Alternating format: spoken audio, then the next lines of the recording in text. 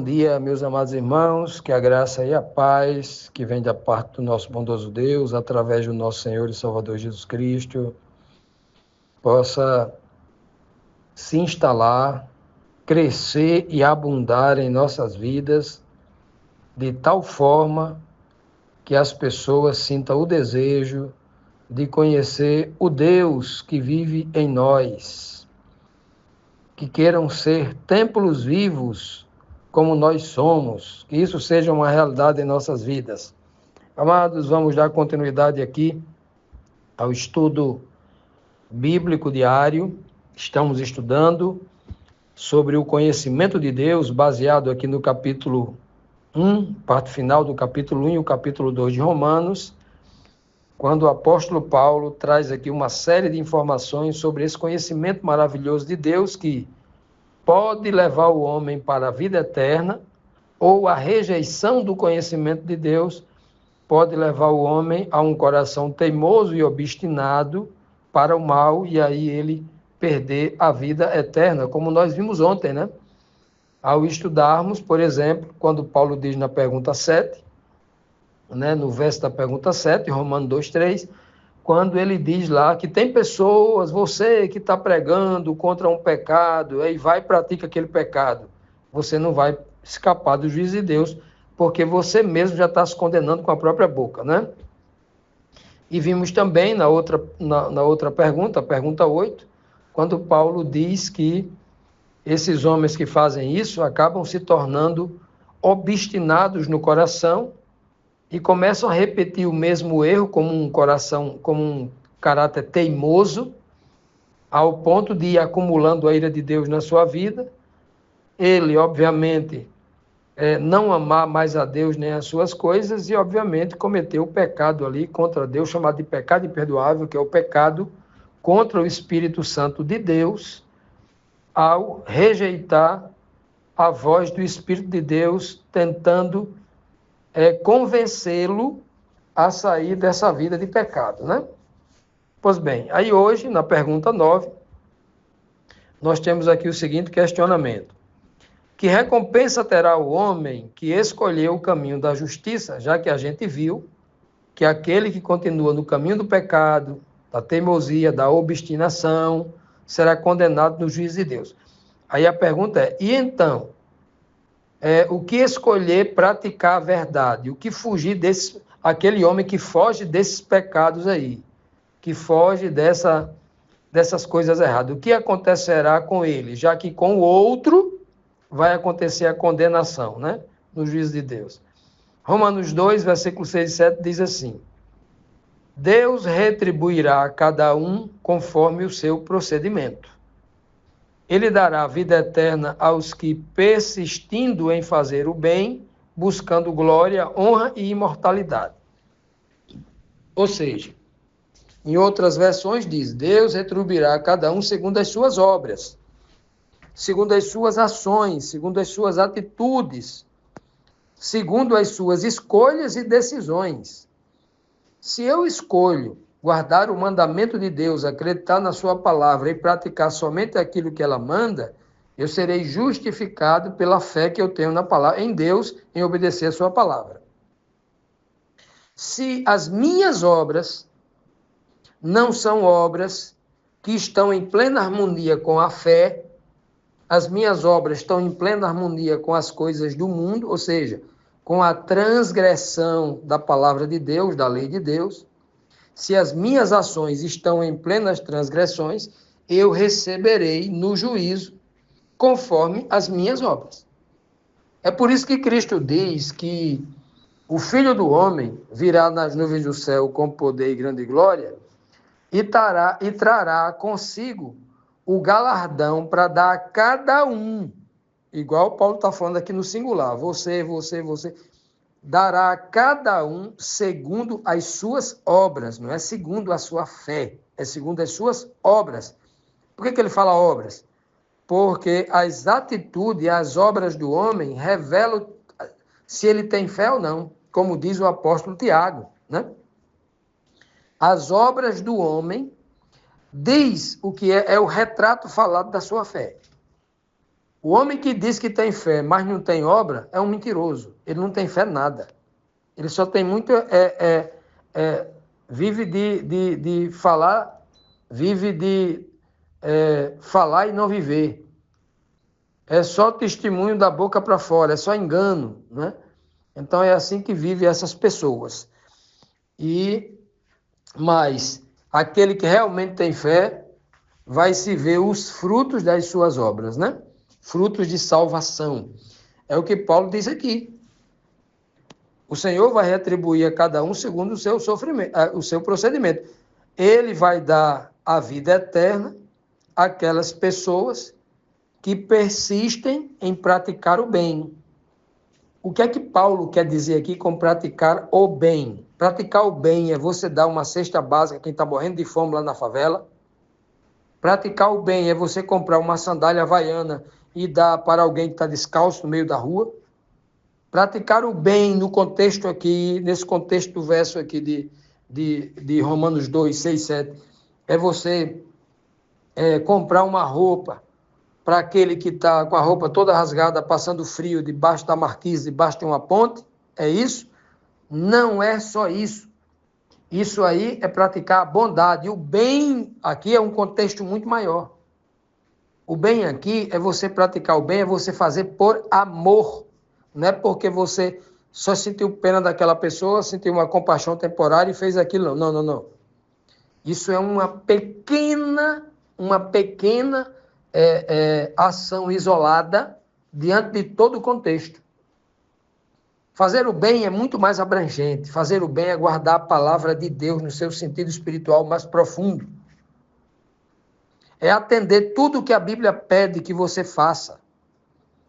Fazer o bem, muito maior do que você entregar um prato de comida, é você, por exemplo, dar um colo, dar um carinho, dar um ombro amigo para aquele que está numa situação muito difícil, que perdeu ali a vontade de viver, que teve uma grande perda, perdeu um ente querido, por exemplo, está sem rumo.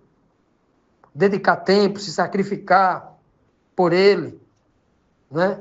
Não é só fazer o bem, por exemplo, é guardar os mandamentos de Deus, não só relacionado ao próximo, não matar, fazer o bem ao próximo, é não matar.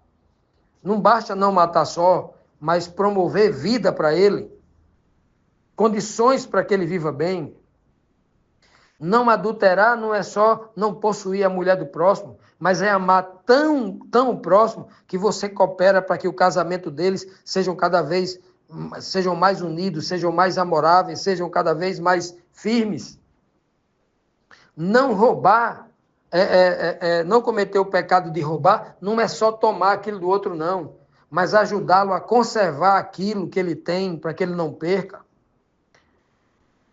Olha,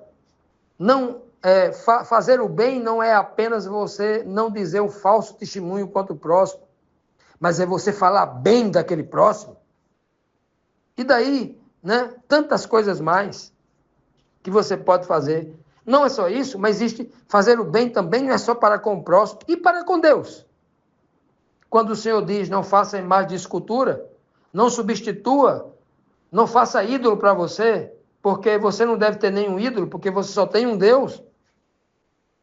Então não faça ídolo para você. Cuidado com meu nome, não lance meu nome em vão.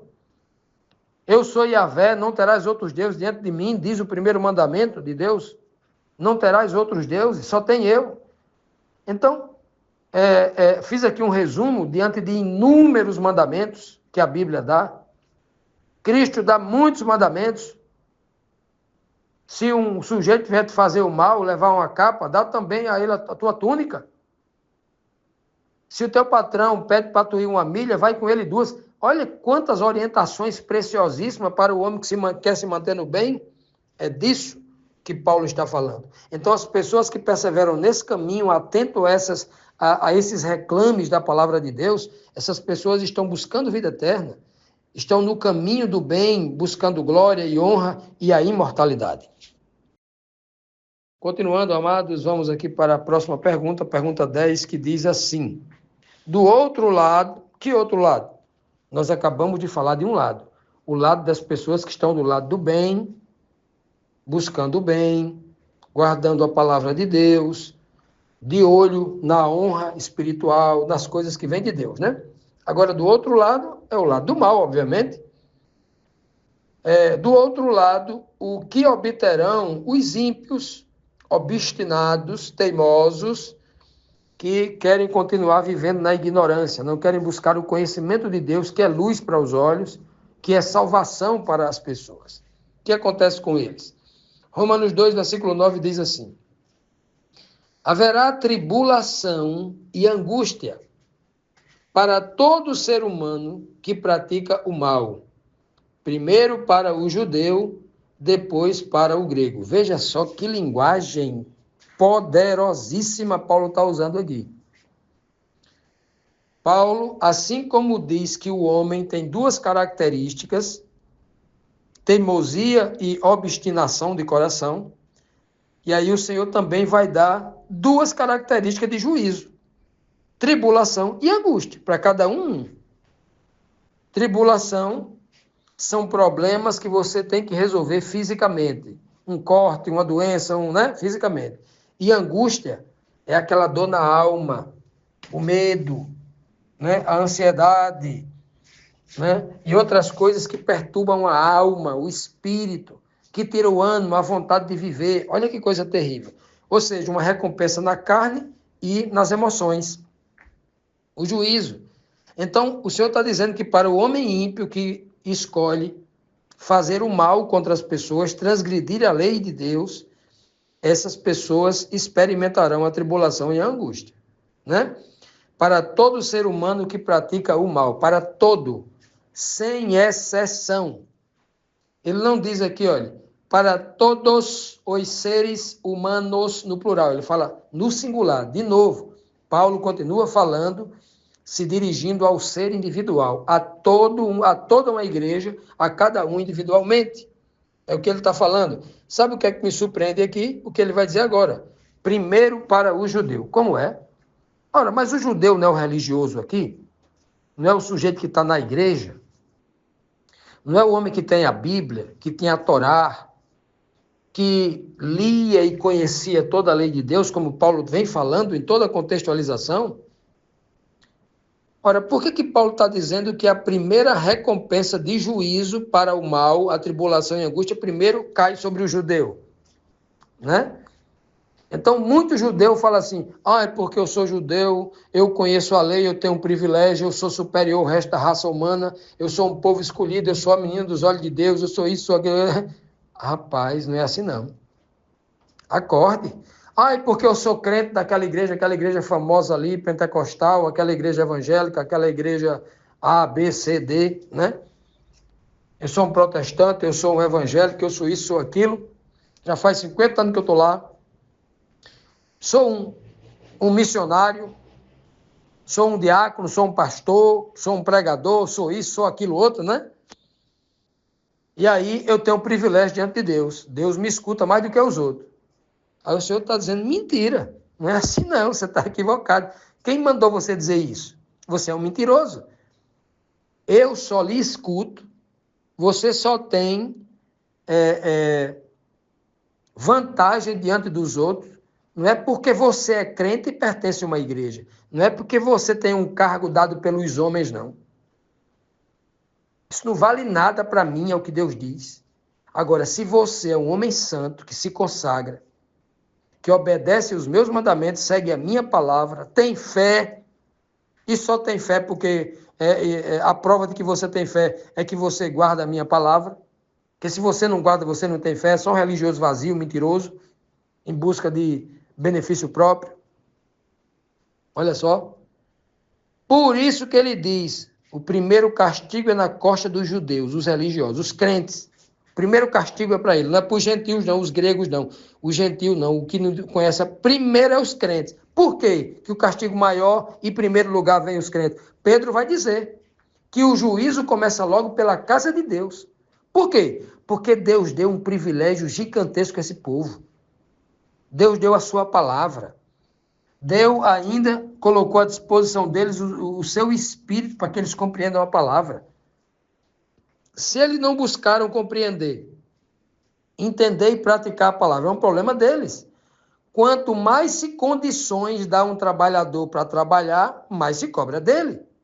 Ora, se eu for mandar alguém fazer um reboco e a pintura da minha casa, e aí eu digo assim, amiga, essa parede aqui, a mesma parede aqui de 50 metros quadrados, lá do outro lado tem outra pessoa com a mesma parede de 50 metros quadrados. Do lado de cá, eu vou lhe dar a melhor tinta, vou lhe dar a espátula, vou lhe dar isso, vou lhe dar esse pincel de qualidade, vou lhe dar todas as ferramentas, uma máquina de pintar para ficar perfeito aqui, certo? Do outro lado, eu vou dar só um pincel velho de mão e vou dar uma tinta de má qualidade, o outro lá, né? Para ele pintar lá, que é a parte externa da casa.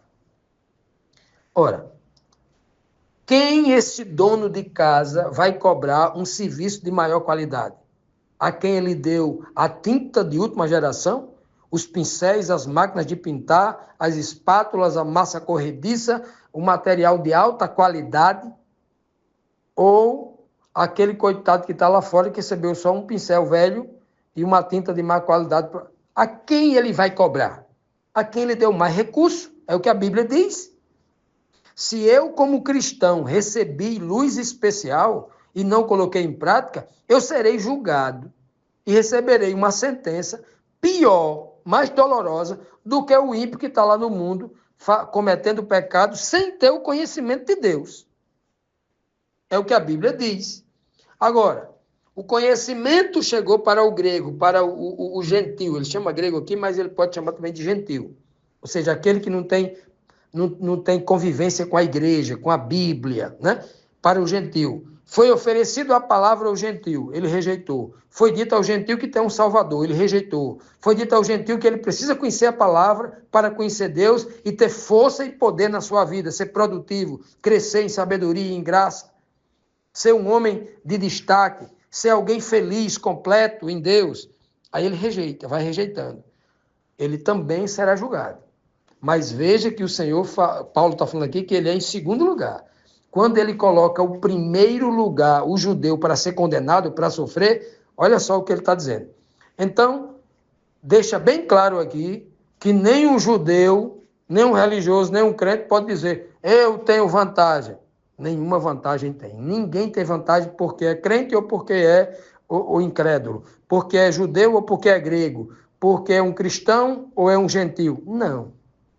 A única diferença entre os homens diante de Deus é aquele que guarda a sua palavra e tem fé e aquele que nem quer saber da palavra de Deus que não tem fé. Essa é a única diferença. Religiosidade, placa de igreja, títulos de homens, isso não vale nada para Deus.